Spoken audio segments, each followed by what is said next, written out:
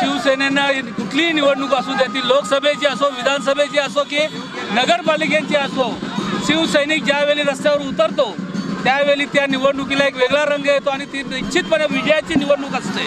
आणि तशा प्रकारे आज बाळामामा म्हात्रेंच्या प्रचार रॅलीमध्ये आज आपण पाहताय जो उत्स्फूर्त प्रतिसाद आहे, निश्चितच येणारा विजय हा त्यांचा येत्या 4 तारखेला 4 जूनला होणार आहे। आणि आज आपण पाहतोय की संपूर्ण लोकसभेमध्ये जो शिवसैनिकांनी झंझावात घेतलेला आहे, जी ताकद शिवसेनेची आहे ती पूर्णपणे या निवडणुकीत उतरलेली आहे आणि निश्चितपणे बाळामामाचा विजय केल्याशिवाय शिवसैनिक थांबणार नाहीत।